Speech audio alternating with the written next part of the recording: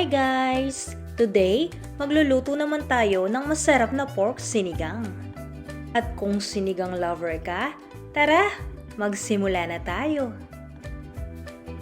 So guys, bago pala natin simulan ang video na to, siguraduhin nyo muna na napindot nyo na ang subscribe button at mag-comment kayo na I subscribe at personal kong tutugunan ang inyong mga komento.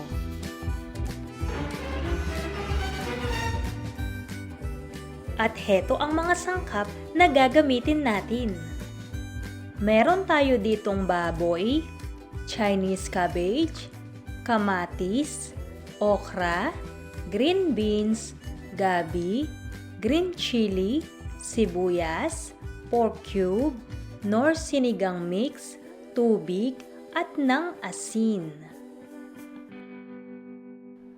Sa isang lutuan, ilalagay natin ang ating baboy at papakuluan lang natin ito hanggang sa lumambot.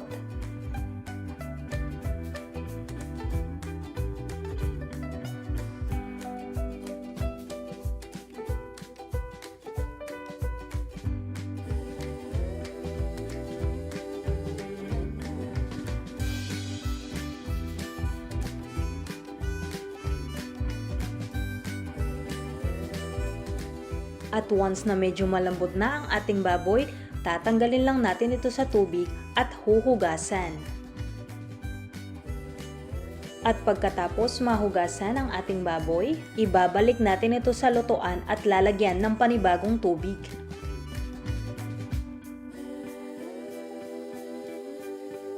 At pagkatapos, pwede na nating ilagay ang ating gabi, sibuyas, green chili, at saka yung ating kamatis.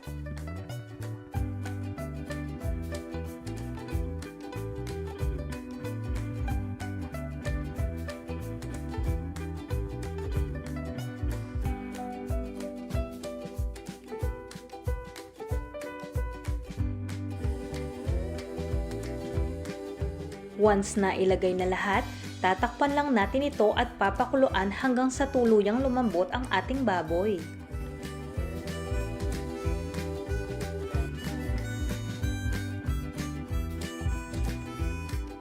Sa puntong ito, pwede na nating ilagay ang ating pork cube at pwede na rin tayong maglagay ng asin.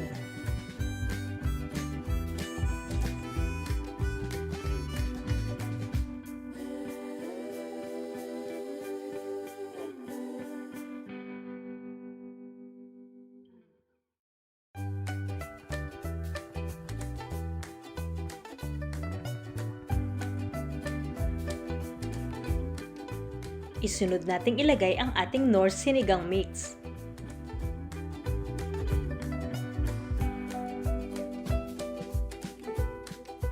Haluin at papakuluan lang natin ito ng mga ilang minuto.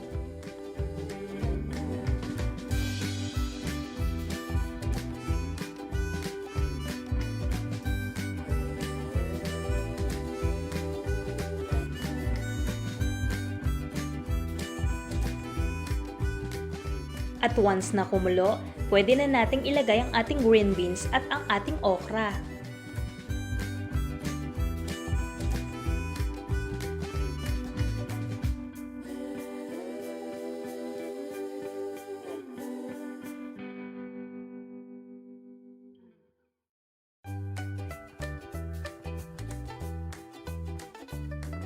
Tatakpan at lulutuin natin ito ng mga ilang minuto lamang.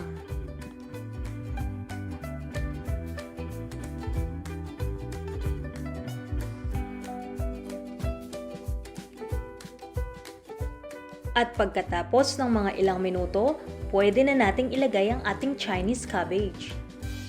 Kung mapapansin nyo guys, Chinese cabbage ang ginamit ko imbis na kangkong dahil wala akong nakitang kangkong sa Asian store dito sa France.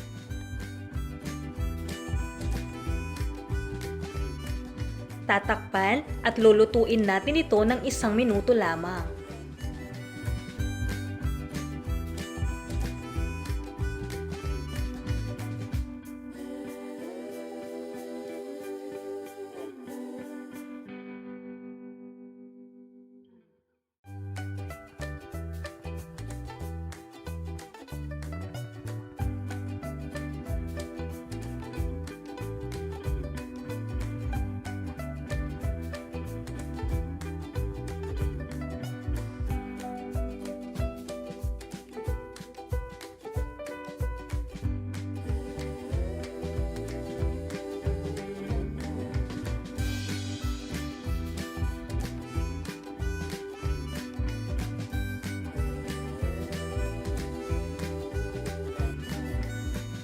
At pagkatapos ng mga ilang minutong pagluluto, pwede na itong iserve.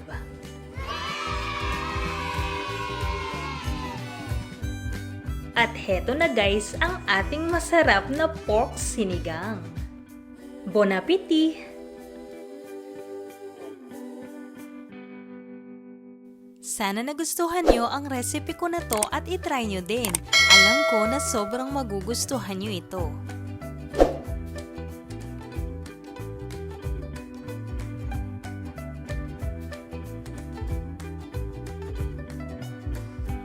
I hope you guys enjoyed this video and please make sure to thumbs up, subscribe, and hit the notification bell for more updates. Thank you so much guys for watching. See you in my next video.